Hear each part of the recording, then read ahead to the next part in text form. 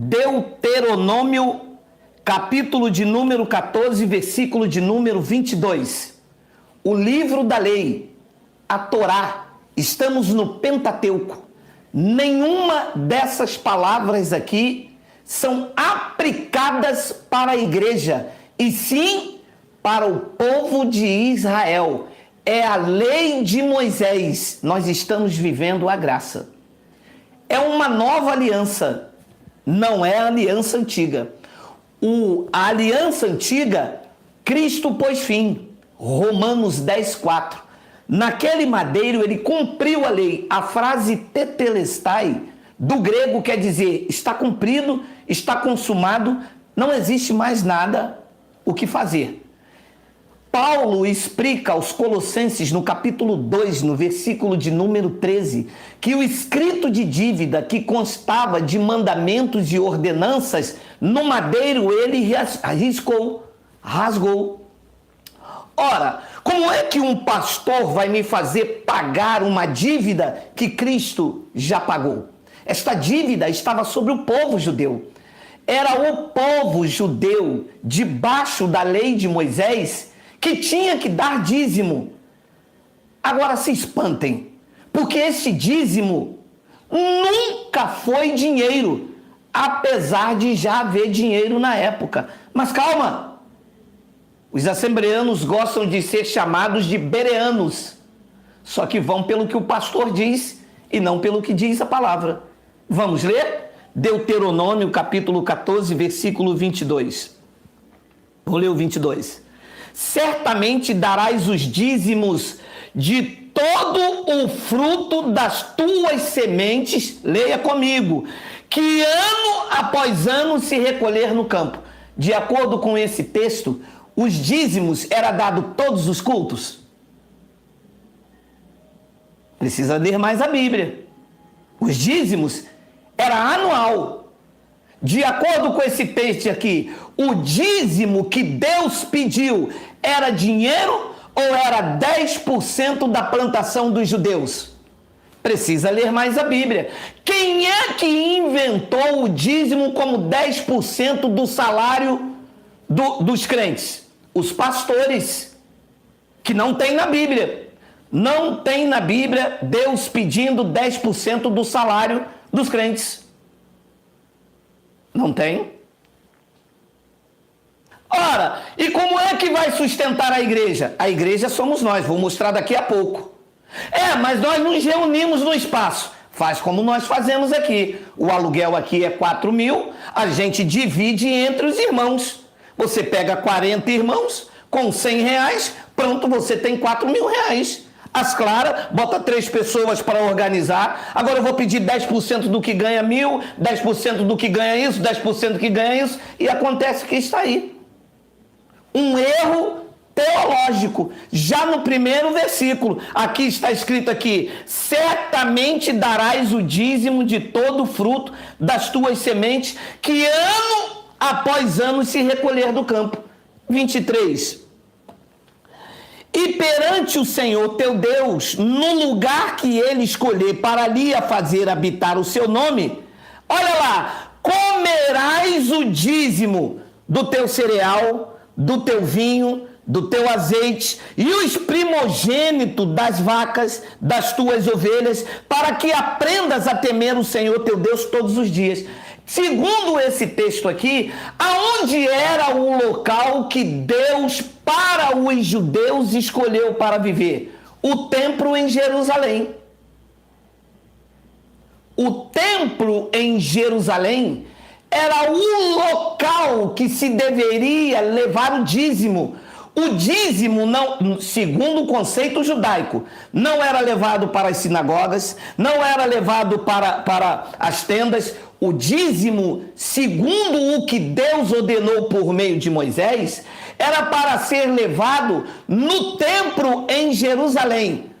Ouça, o templo em Jerusalém não entrava gentios, era abominação. Judeus e gentios não se falavam. Esta era uma lei para Israel. Eles querem aplicar a lei para a igreja, mas essa lei acabou. Diz Romanos 10:4 que o fim da lei é Cristo. O fim do dízimo, o fim dos dogmas, o fim do sacerdote. Mudou a lei, mudou o sacerdote. Diz o versículo de número 24: quando o caminho te for comprido demais, que os não possais levar, por estar longe de ti o lugar que o Senhor teu Deus escolheu para ali pôr o seu nome, quando o Senhor teu Deus te tiver abençoado, então vende a 10% da plantação dos dízimos e leva o dinheiro na tua mão e vai ao lugar que o Senhor teu Deus escolher. Segundo essa passagem aqui, quando Deus pediu o dízimo, que era 10% da plantação dos judeus, já existia dinheiro? Sim, olha aí, precisa ler mais a Bíblia. E Deus pediu o dinheiro ou 10% desta plantação?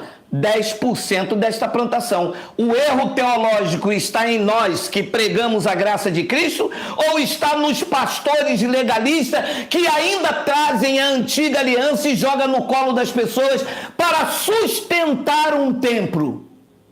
Mas que templo? Que Deus não habita em templo feito por mãos de homens, e o templo, este aqui, em que as pessoas levavam dízimo, Jesus disse, não ficará pedra sobre pedra. O templo não teve importância, tanto é que Cristo derrubou. Derrubou quando ele morreu? Não, derrubou em 70, 37 anos após a sua ascensão ao céu. Então veja, já havia dinheiro lá na lei de Moisés. Eu estou lendo a Torá, Deuteronômio, o 5º livro de Moisés da lei. Havia dinheiro, mas Deus nunca pediu dinheiro a ninguém, porque Deus não precisa do dinheiro dos crentes. Deus pediu 10% da plantação, isto era para sustentar a tribo de Levi, que não tinha herança, não podia trabalhar. Os pastores se passam como Levi e querem viver de 10% da renda dos crentes, que trabalham, pegam um trem cheio, pegam um ônibus cheio, enquanto os pastores dentro do gabinete pastoral, elaborando o que fazer para colocar a lei de Moisés de volta dentro da igreja de Cristo, que está livre. Para a liberdade foi que Cristo nos libertou. Permaneceis, pois, firme, e não vos prendais ao jugo de escravidão, que era o que a lei fazia.